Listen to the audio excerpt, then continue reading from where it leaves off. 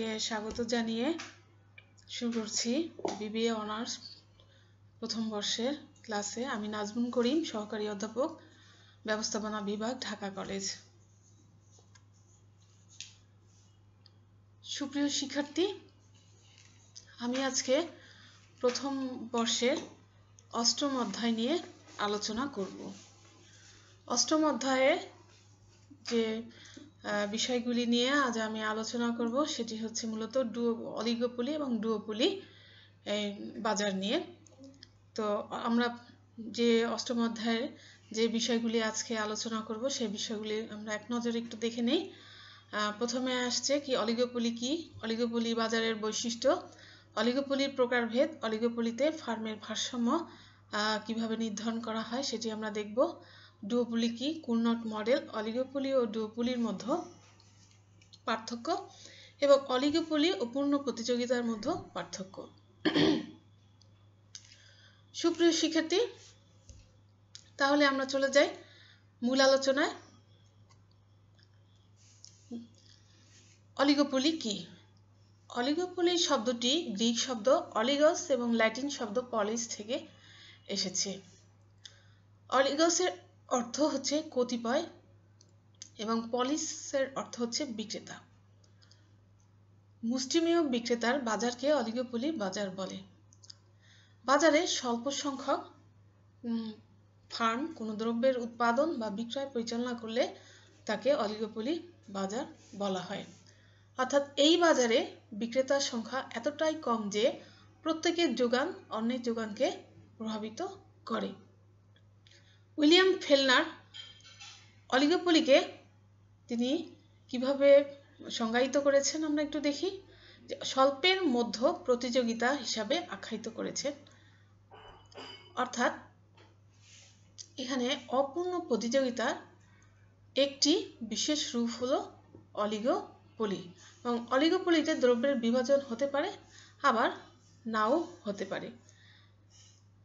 অর্থনীতিবিদ স্টোনিয়ার ও হেগের মতে অলিগোপলির উৎপত্তি ঘটে অল্প সংখ্যক বিক্রেতার দ্বারা। অলিগোপলি বাজারের উদাহরণ হলো ঔষধ শিল্প, রাসায়নিক শিল্প, কম্পিউটার ইত্যাদি উৎপাদনে নিয়োজিত ফার্মসমূহ।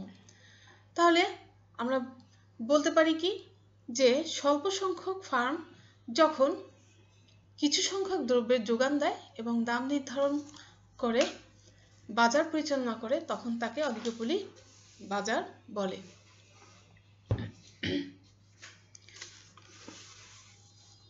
এখন আমরা দেখি অলিগোপলি বাজারের বৈশিষ্ট্য। সুপ্রিয় শিক্ষার্থী, অলিগোপলি বাজারে কিছু বৈশিষ্ট্য আছে, বৈশিষ্ট্যগুলো আমরা একটু দেখি। পারস্পরিক নির্ভরশীলতা, পণ্যের প্রকৃতি, দামের উপর প্রভাব, বিজ্ঞাপন ও বিক্রয় ব্যয়ের গুরুত্ব, তীব্র প্রতিযোগিতা, পণ্যের চাহিদা রেখা অনির্ধারিত এবং গোষ্ঠীগত আচরণ। তাহলে আমরা প্রথমেই চলে যাই প্রথম অলিগোপলি বাজারের প্রথম বৈশিষ্ট্যে, পারস্পরিক নির্ভরশীলতা। সুপ্রিয় শিক্ষার্থী, অলিগোপলি বাজারের অন্যতম বৈশিষ্ট্য হলো পারস্পরিক নির্ভরশীলতা। বাজারে ফার্ম বা বিক্রেতার সংখ্যা অল্প হওয়ায় নিজেদের উৎপাদিত পণ্যের উৎপাদন পরিবর্তন করার সময় অন্যান্য ফার্মের প্রতিযোগিতা পর্যবেক্ষণ করে। অর্থাৎ অন্যান্য ফার্মের উৎপাদন ও দাম সম্পর্কে প্রতিক্রিয়া লক্ষ্য করে ফার্ম সিদ্ধান্ত নেয়। কোনো ফার্ম শুধু নিজের কার্যক্রমই বিবেচনা করে না, অন্যান্য ফার্মের আচরণও পর্যালোচনা করে। এর ফলে কি হয়? অলিগোপলি বাজারে ফার্মের পারস্পরিক নির্ভরশীলতা প্রকাশ পায়। পণ্যের প্রকৃতি। অলিগোপলির বাজারে কর্মরত কিছু ফার্ম সমজাতীয় পণ্য উৎপাদন করে, যেমন স্বর্ণ, রৌপ্য, তামা, স্টিল, সিমেন্ট, সার ইত্যাদি। পণ্য সমজাতীয় হলে তাকে বিশুদ্ধ অলিগোপলি বলে। আবার এই বাজারে কার্যত কিছু ফার্ম ঘনিষ্ঠ পরিবর্তক দ্রব্য উৎপাদন করে, যেমন মোটর গাড়ি, প্রাইভেট কার, স্কুটার ইত্যাদি। এই ধরনের ফার্ম পৃথকীকৃত, এরূপ বাজারকে পৃথকীকৃত অলিগোপলি বলে। এরপর আছে দামের ওপর প্রভাব। সুপ্রিয় শিক্ষার্থী, দেখো অলিগোপলি বাজারে বিক্রেতার সংখ্যা কম থাকায় তারা দ্রব্যের যোগান ও দামের ওপর প্রভাব বিস্তার করতে সক্ষম। এরপরে দেখো বিজ্ঞাপন ও বিক্রয় ব্যয়ের গুরুত্ব। অলিগোপলি বাজারে বিক্রয় প্রসারের লক্ষ্যে প্রতিটি ফার্ম অধিক বিজ্ঞাপন ও প্রচারে কলাকৌশলের আশ্রয় গ্রহণ করে। প্রত্যেক ফার্ম একদিকে আত্মরক্ষা এবং অন্যদিকে অগ্রণী ভূমিকা অবতীর্ণ হয়। প্রতিটি ফার্ম পণ্যের বিক্রয় বৃদ্ধির জন্য কি করে? বিজ্ঞাপন, প্রচার, আকার আকৃতি, লেবেল ইত্যাদি সম্পর্কে ব্যাপক প্রচারণা চালায়। এর ফলে কি হয়? এই বাজারে বিক্রেতাদের বাঁচা মরার লড়াই হয়ে ওঠে। তারপরে দেখো তীব্র প্রতিযোগিতা। অলিগোপলি বাজারে ফার্মগুলো একে অন্যের সাথে তীব্র প্রতিযোগিতায় লিপ্ত হয় এবং পণ্য বিভাজনের ক্ষেত্রে প্রতিটি ফার্ম বাজার দখলের জন্য মরিয়া হয়ে লেগে থাকে। এরপর আসছে কি? যে পণ্যের চাহিদা রেখা অনির্ধারিত। দেখো অলিগোপলি বাজারে চাহিদা রেখা অনির্ধারিত থাকে। প্রতিদ্বন্দ্বী ফার্মের প্রতিক্রিয়া জানা না থাকার কারণে এই বিষয়টি ঘটে থাকে। অপরদিকে ফার্মের চাহিদা রেখার পরিবর্তনে কোনো বিবেচ্য ফার্মের চাহিদা রেখার পরিবর্তন হবে, ফলে চাহিদা রেখার কোনো সুনির্ধারিত অবস্থান নির্ধারণ অসম্ভব। দেখো গোষ্ঠীগত আচরণ। ফার্মের স্বাধীন আচরণের পরিবর্তে গোষ্ঠীগত আচরণ অলিগোপলি বাজারে দেখা যায়। অর্থাৎ অধিক মুনাফার প্রত্যাশায় বিভিন্ন ফার্ম যৌথভাবে সিদ্ধান্ত গ্রহণ করে এবং এর ফলে কি হয়? তাদের মধ্যে দলীয় মনোভাবের সৃষ্টি হয় এবং দলীয় মনোভাব সবার মাঝে একই বলে তাদের মধ্যে গোষ্ঠীগত আচরণ দেখা যায়।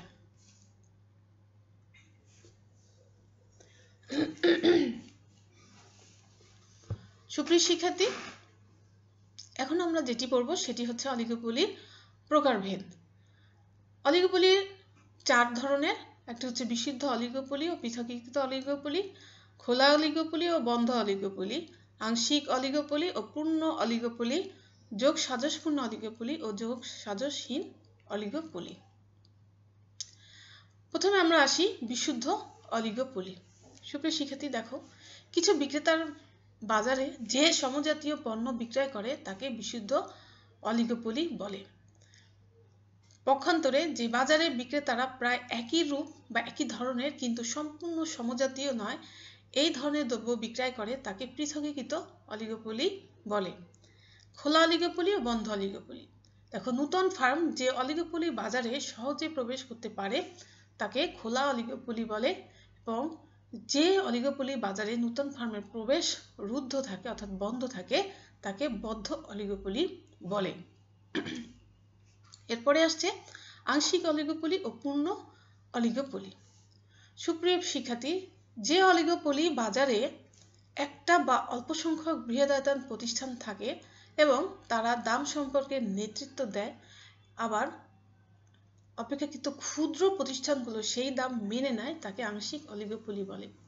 এবং যে অলিগোপলি বাজারে প্রত্যেক বিক্রয়কারী প্রতিষ্ঠান দ্রব্যের একটা বড় অংশ যোগান দেয় এবং দাম ধার্যের ব্যাপারে সবাই স্বাধীন থাকে তাকে পূর্ণ অলিগোপলি বলে। এরপরে যোগ সাজসপূর্ণ অলিগোপলি ও যোগ সাজসহীন অলিগোপলি। যে অলিগোপলি বাজারে বিক্রেতা বা ফার্মগুলোর মধ্যে যোগ সাজস থাকে তাকে যোগ সাজস পূর্ণ অলিগোপলি বলে এবং যে অলিগোপলি বাজারে বিক্রেতা বা ফার্মগুলোর মধ্যে কোনো যোগ সাজস থাকে না তাকে যোগ সাজসহীন অলিগোপলি বলে। সুপ্রিয় শিক্ষার্থী, এখন আমি যেটি পড়াবো সেটা হচ্ছে অলিগোপলিতে ফার্মের ভারসাম্য নির্ধারণ। সুপ্রিয় শিক্ষার্থী, দেখো অলিগোপলি প্রকৃতির উপর ভারসাম্য দাম ও পরিমাণ নির্ধারিত হয়। বিশুদ্ধ অলিগোপলি ও পৃথকীকৃত অলিগোপলি বাজার বিভিন্ন অংশে বিভক্ত এবং বিশুদ্ধ অলিগোপলি ও পৃথকীকৃত অলিগোপলি ভারসাম্য ও পরিমাণ নির্ধারণ আমরা দেখাবো। তো প্রথমেই আমি আসি বিশুদ্ধ অলিগোপলিতে ভারসাম্য নির্ধারণ। সুপ্রিয় শিক্ষার্থী, দেখো বিশুদ্ধ অলিগোপলিতে ভারসাম্য কিভাবে নির্ধারিত হয়। বিশুদ্ধ অলিগোপলিতে সমজাতীয় দ্রব্য বিক্রয় হয়। এখানে বিক্রেতা পণ্যের দাম বাড়ালে সব ক্রেতা অন্য বিক্রেতাদের নিকট চলে যাবে, আবার কোনো ফার্ম পণ্যের দাম কমালে সব ক্রেতা প্রতিযোগী বিক্রেতা বিক্রেতাদের ছেড়ে তার কাছে চলে আসবে। অর্থাৎ যে এই অবস্থায় কি হবে, প্রতিযোগী ফার্মগুলো চুক্তিবদ্ধ হয়ে অস্বাভাবিক মুনাফা অর্জন করতে পারে এবং অস্বাভাবিক বা একচেটিয়া মুনাফা অর্জন করতে পারে। এক্ষেত্রে উৎপাদন থাকে সীমিত এবং দাম হয় প্রান্তিক ব্যয়ের সমান। অর্থাৎ কিছু বিক্রেতার মাঝে কোনো সমঝোতা না হলে এবং কোনো ফার্ম যদি অধিক মুনাফার প্রত্যাশায় দাম কমায়, তবে অন্যান্য প্রতিযোগী ফার্মও দাম কমাতে বাধ্য হবে। এবং দেখো, এই অবস্থায় যে নিজেদের মধ্যে যে দাম কমাবার বা বিক্রয় বাড়াবার প্রতিযোগিতার ফলে দাম কমে সর্বনিম্ন গড় ব্যয়ের সমান হয় এবং এ পরিস্থিতিতে সব ফার্ম শুধুমাত্র স্বাভাবিক মুনাফা অর্জন করবে। অর্থাৎ দেখো যে নিজেদের মধ্যে যখন দাম কমাবার বা বিক্রয় বাড়াবার প্রতিযোগিতার ফলে দাম কমে সর্বনিম্ন গড় ব্যয়ের সমান হয়। অর্থাৎ এই অবস্থায় সব ফার্ম শুধুমাত্র স্বাভাবিক মুনাফা অর্জন করে। এরপর দেখো, আমরা একটি ছবির মাধ্যমে আমরা এটি দেখানোর চেষ্টা করছি। চিত্রে ভূমি অক্ষে পরিমাণ এবং লম্ব অক্ষে দাম বা ব্যয় বা আয় দেখানো হয়েছে। এসি গড় ব্যয় রেখা এবং এআর গড় আয় রেখা। দেখো, বিশুদ্ধ অলিগোপলিতে ফার্মগুলো সমজাতীয় পণ্য বিক্রয় করে। ফলে কি হয়, কোনো ফার্ম এককভাবে দামের ওপর প্রভাব বিস্তার করতে পারে না এবং ফলে চিত্রে দেখো এআর রেখা ভূমি অক্ষের সমান্তরাল হয় এবং ই বিন্দুতে ফার্মের গড় আয় ও গড় ব্যয় সমান হয়। অর্থাৎ এআর ইজিক্যাল টু এসি। ভারসাম্য বিন্দু ই, ভারসাম্য দাম ওপি এবং ভারসাম্য পরিমাণ ওএম। তাহলে ই বিন্দুতে মোট আয় বা টোটাল রেভিনিউ বা সংক্ষেপে আমরা টিআরও বলতে পারি। টিআর সমান সমান এআর ইন্টু কিউ সমান সমান ইএম ইন্টু ওএম সমান সমান ওএমইপি। মোট আয় হচ্ছে ওএমইপি। এরপরে দেখো, মোট ব্যয় টিসি বা টোটাল কস্ট, সংক্ষেপে আমরা টিসি বলতে পারি। টিসি সমান সমান এসি ইন্টু কিউ অর্থাৎ ইএম ইন্টু ওএম অর্থাৎ ওএম ইপি। তাহলে আমরা দেখতে পাচ্ছি যে মোট আয় সমান সমান মোট ব্যয় সমান সমান ওএমইপি। তাই ফার্ম এক্ষেত্রে শুধুমাত্র স্বাভাবিক মুনাফা অর্জন করবে। এভাবে বিশুদ্ধ অলিগোপলিতে ভারসাম্য উৎপাদন ও দাম নির্ধারিত হয়। সুপ্রিয় শিক্ষার্থী, এখন আমরা দেখব পৃথকীকৃত অলিগোপলিতে ভারসাম্য নির্ধারণ। পৃথকীকৃত অলিগোপলিতে বিভিন্ন ফার্মের পণ্য সমজাতীয় নয়, কিছুটা পৃথক। ফলে প্রত্যেক বিক্রেতা দ্রব্যের দামের উপর কিছুটা প্রভাব বিস্তার করে। দেখো, পৃথকীকৃত অলিগোপলিতে এআর রেখা ডান দিকে নিম্নগামী হয়, যেটা আমরা চিত্রে দেখব।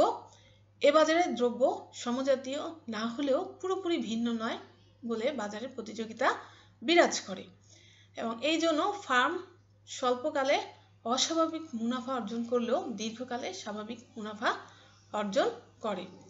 অর্থাৎ তীব্র প্রতিযোগিতার কারণে ফার্ম গড় ব্যয় ও দামের সমতা বিন্দুতে ভারসাম্য অর্জন করবে। আমরা এটি চিত্রের মাধ্যমে দেখি।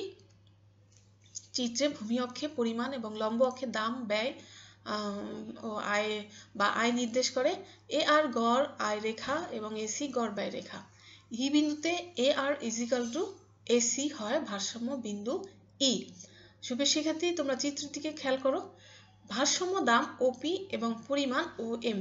এভাবে পৃথকীকৃত অলিগোপলিতে দ্রব্যের দাম ও পরিমাণ নির্ধারিত হয়।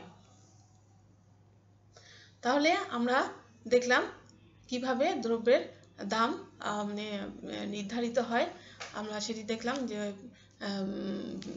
অলিগোপলিতে কিভাবে ভারসাম্য উৎপাদন এবং দাম নির্ধারিত হয় সেটি আমরা দেখলাম।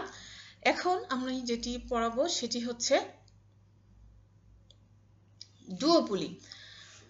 সুপ্রিয় শিক্ষার্থী, ডুওপলি শব্দটি ডুও এবং পলি শব্দের সমন্বয়ে গঠিত। ডুও শব্দের অর্থ দুজন এবং পলি শব্দের অর্থ বিক্রেতা। অর্থাৎ দুজন বিক্রেতার বাজারকে ডুওপলি বাজার বলে। অর্থাৎ ডুওপলি অলিগোপলির বাজার ব্যবস্থার একটি সংক্ষিপ্ত রূপ। সুপ্রিয় শিক্ষার্থী, যে বাজারে দুজন ব্যক্তি বা ফার্ম কোনো দ্রব্যের উৎপাদন বা যোগান নিয়ন্ত্রণ করে এবং পণ্যের দাম নির্ধারণ করে তাকে ডুওপোলি বাজার বলে। ডুওপোলি মতো বা অলিগোপলির মতো ডুওপোলি বাজারে তীব্র প্রতিদ্বন্দ্বিতা এবং পারস্পরিক নির্ভরশীলতা প্রকাশ পায়।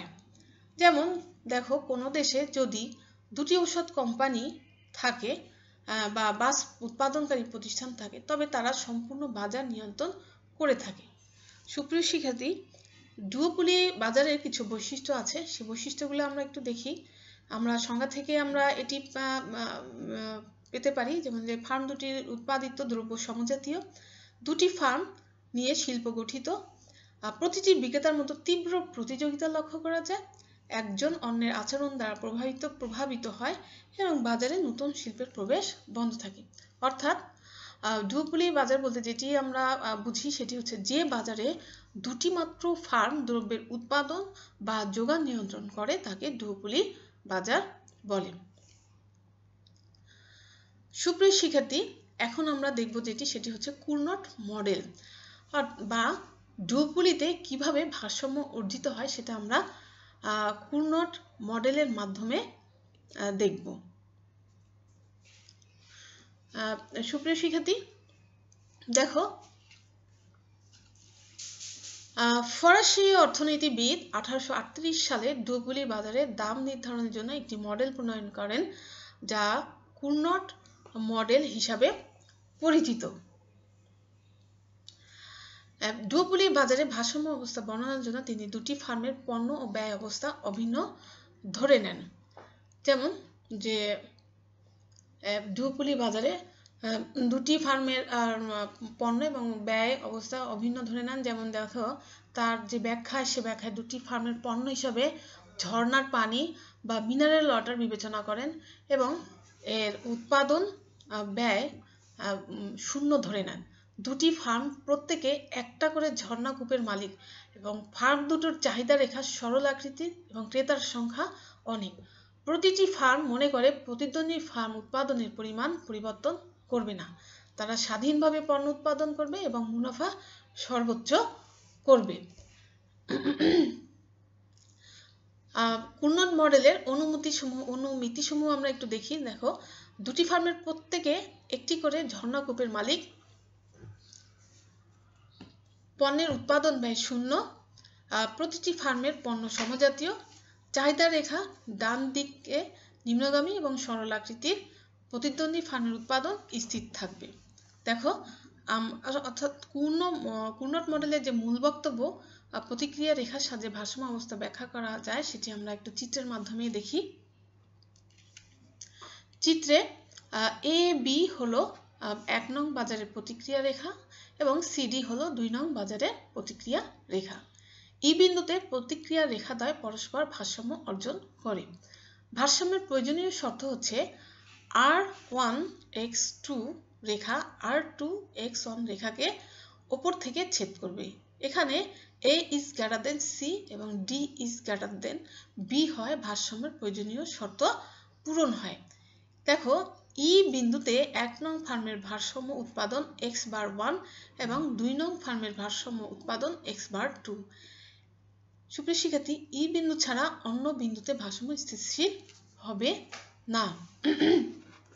দেখো, ধরি 1 নং ফার্ম OB পরিমাণ উৎপাদন করার সিদ্ধান্ত গ্রহণ করে। এখানে x2 = 0 হবে এবং 2 নং ফার্ম প্রতিক্রিয়া জানাতে সিডি রেখার এম বিন্দুতে উৎপাদন করবে।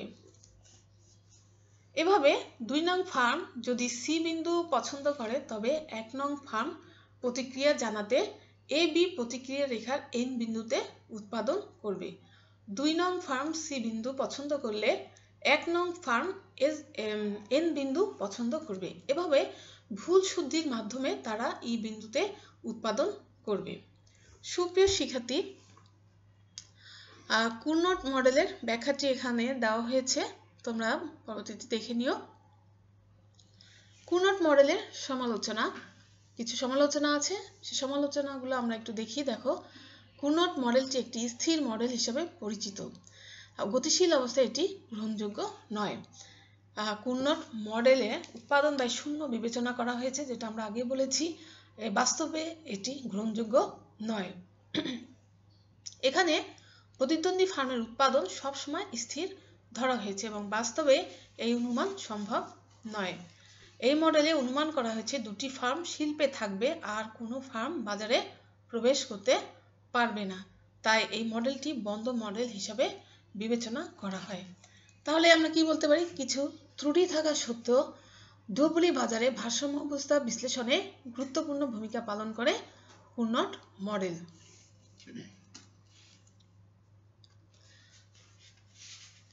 সুপ্রিয় শিক্ষার্থী, এখন আমরা অলিগোপলি ও ডুওপলির মধ্যে পার্থক্য আলোচনা করব। দেখো, অলিগোপলি এবং ডুওপলির মধ্যে কিছু সংজ্ঞাগত পার্থক্য আছে, আমরা পার্থক্যটি দেখি। সংজ্ঞাগত পার্থক্য যে মুষ্টিমেয় বিক্রেতার বাজার অলিগোপলি এবং ডুওপলি হচ্ছে দুজন বিক্রেতার বাজার, অর্থাৎ কতিপয় বা মুষ্টিমেয় বিক্রেতার বাজারকে অলিগোপলি বাজার বলে এবং ডুওপলি বাজার হচ্ছে এক বিক্রেতার সঙ্গে অপর বিক্রেতার তীব্র প্রতিযোগিতা লক্ষ্য করা, মানে দুজন বিক্রেতার বাজারকে ডুওপলি বাজার বলে। দেখো, প্রতিযোগিতা এখানে অলিগোপলি বাজারের প্রতিযোগিতা তীব্র নয়, অর্থাৎ বিক্রেতাদের মধ্যে কোনো তীব্র প্রতিযোগিতা এখানে দেখা যায় না, কিন্তু ডুওপলি বাজারে এক বিক্রেতার সঙ্গে অপর বিক্রেতার তীব্র প্রতিযোগিতা লক্ষ্য করা যায়। দ্রব্যের প্রকৃতি, ডুওপলি বাজারে দ্রব্য সমজাতীয়, পক্ষান্তরে অলিগোপলি বাজারে দ্রব্য সমজাতীয় বা পৃথকীকৃত উভয়ই হতে পারে। তবে দ্রব্য সমজাতীয় হলে বিশুদ্ধ অলিগোপলি এবং দ্রব্য পৃথকীকৃত হলে পৃথকীকৃত অলিগোপলি বাজার বলা হবে। তখন দলীয় আচরণ, দেখো, অলিগোপলি বাজারে গোষ্ঠীগত বা দলীয় আচরণ প্রতিফলিত হয়, পক্ষান্তরে ডুওপলি বাজারে প্রত্যেকেই স্বাধীন, এখানে গোষ্ঠীগত আচরণ প্রতিফলিত হয় না। দমন নীতি, অলিগোপলি বাজারে দামগুলো একে অন্যের ওপর কিছুটা নির্ভরশীল, কেউ স্বাধীনভাবে দ্রব্যের দাম নির্ধারণ করতে পারে না, পক্ষান্তরে ডুওপলি বাজারে প্রত্যেকে স্বাধীনভাবে দ্রব্যের দাম নির্ধারণ করে থাকে। দামের ক্ষেত্রে ভূমিকা, দেখো, এখানে দাম নেতৃত্ব দেখা যায়, আর ডুওপলি বাজারে দাম নেতৃত্বের অস্তিত্বই নাই। অর্থাৎ দেখো, অলিগোপলি বাজারে বৃহৎ ফার্ম যে দাম নির্ধারণ করে, ছোট ছোট ফার্মগুলো সেই দাম মেনে নিয়ে উৎপাদন কার্য পরিচালনা করে, ফলে অলিগোপলিতে দাম নেতৃত্ব গড়ে ওঠে, কিন্তু ডুওপলি বাজারে দাম নেতৃত্ব গড়ে ওঠে না। এরপরে দেখো, চাহিদা রেখার আকৃতি, অলিগোপলি বাজারে চাহিদা রেখা সম্পর্কে ধারণা পাওয়া যায় না, কিন্তু ডুওপলি বাজারে চাহিদা রেখা সম্পর্কে ধারণা পাওয়া যায়। সুপ্রিয় শিক্ষার্থী, তাহলে আমরা দেখলাম অলিগোপলি এবং ডুওপলির বাজারের মধ্যে পার্থক্য। এখন আমরা যেটি দেখব সেটি হচ্ছে অলিগোপলি ও পূর্ণ প্রতিযোগিতার মধ্যে পার্থক্য। সুপ্রিয় শিক্ষার্থী, অসংখ্য ক্রেতা বিক্রেতার সমন্বয়ে একটি সমজাতীয় দ্রব্য ক্রয় বিক্রয় হয় পূর্ণ প্রতিযোগিতামূলক বাজারে। অপরদিকে কতিপয় বিক্রেতার বাজারকে অলিগোপলি বাজার বলে। অলিগোপলি ও পূর্ণ প্রতিযোগিতার মধ্যে কিছু পার্থক্য লক্ষ্য করা যায়, সেই পার্থক্যগুলো আমরা এখন দেখব। দেখো, ক্রেতা বিক্রেতার সংখ্যা, অলিগোপলি বাজারে ক্রেতা বিক্রেতার সংখ্যা অসংখ্য, কিন্তু পূর্ণ প্রতিযোগিতামূলক বাজারে ক্রেতা বিক্রেতার সংখ্যা সীমিত, অর্থাৎ সীমিত সংখ্যক বিক্রেতার সমন্বয়ে অলিগোপলি বাজার গঠিত হয়।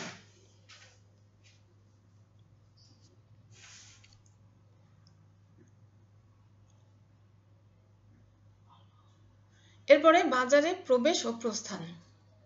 সুপ্রিয় শিক্ষার্থী, দেখো, পূর্ণ প্রতিযোগিতামূলক বাজারে ফার্মের অবাধ প্রবেশ ও প্রস্থানের সুযোগ থাকে, কিন্তু অলিগোপলি বাজারে ফার্মের প্রবেশ ও প্রস্থানের অধিকার সীমিত। এরপরে দেখো, উৎপাদিত পণ্যের প্রকৃতি। পূর্ণ প্রতিযোগিতামূলক বাজারে যেসব দ্রব্য উৎপাদিত হয় তা সমজাতীয়, পক্ষান্তরে অলিগোপলি বাজারে যেসব দ্রব্য উৎপাদিত হয় তা সমজাতীয় বা পৃথকীকৃত দুই হতে পারে। এরপরে আসছে পণ্যের চাহিদা সম্পর্কে ধারণা। সুপ্রিয় শিক্ষার্থী, দেখো পূর্ণ প্রতিযোগিতা বাজারের চাহিদা সম্পর্কে ধারণা লাভ করা যায়। পক্ষান্তরে অলিগোপলি বাজারে চাহিদা অনির্ধারিত থাকে। এরপরে দেখো পণ্যের দামের উপর প্রভাব। পূর্ণ প্রতিযোগিতায় কোনো ফার্ম দামের উপর এককভাবে প্রভাব বিস্তার করতে পারে না, কিন্তু অলিগোপলি বাজারে ফার্মগুলো দ্রব্যের দামের উপর কম বেশি প্রভাব বিস্তার করতে পারে। বিজ্ঞাপন খরচ, দেখো পূর্ণ প্রতিযোগিতায় বিজ্ঞাপন খরচ নেই, কিন্তু অলিগোপলি বাজারে ফার্মগুলো দ্রব্যের দামের উপর কম বেশি বিজ্ঞাপন খরচ একেবারেই নেই, কিন্তু অলিগোপলি বাজারে বিজ্ঞাপন প্রচার ও প্রসারে খুবই গুরুত্বপূর্ণ, অর্থাৎ অপরিহার্য। এরপরে দেখো ফার্মের মুনাফার ধরন। অলিগোপলিতে অস্বাভাবিক মুনাফা হতে পারে এখানে, কিন্তু অর্থাৎ পূর্ণ প্রতিযোগিতায় ফার্ম স্বল্প মেয়াদে অস্বাভাবিক ও ঋণাত্মক মুনাফার সম্মুখীন হতে পারে, কিন্তু অলিগোপলি বাজারে ফার্ম স্বাভাবিক মুনাফা অর্জন করতে পারে। এরপরে দেখো পারিশ্রমিক নির্ধারণ। পূর্ণ প্রতিযোগিতায় প্রতিটি উপকরণকে তাদের প্রান্তিক উৎপাদন ক্ষমতা অনুযায়ী পারিশ্রমিক প্রদান করা হয়, কিন্তু অলিগোপলি বাজারে দাম নির্ধারণ সঠিক হয় না। তারপরে দেখো প্রতিযোগিতার ভারসাম্য। AR রেখা এখানে ডান দিকে নিম্নগামী, অর্থাৎ P = AR > MR হয়। প্রান্তিক আয় MR ও প্রান্তিক ব্যয় MC রেখা ভূমি অক্ষের সমান্তরাল, অর্থাৎ পূর্ণ প্রতিযোগিতায় P = MR = MC হয়। তো সুপ্রিয় শিক্ষার্থী, দেখো পৃথিবীতে পূর্ণ প্রতিযোগিতামূলক বাজারের অস্তিত্ব নাই, কিন্তু অলিগোপলি একটি বাস্তব ধারণা। তো সুপ্রিয় শিক্ষার্থী, আজকে এই পর্যন্তই। সবাইকে ধন্যবাদ।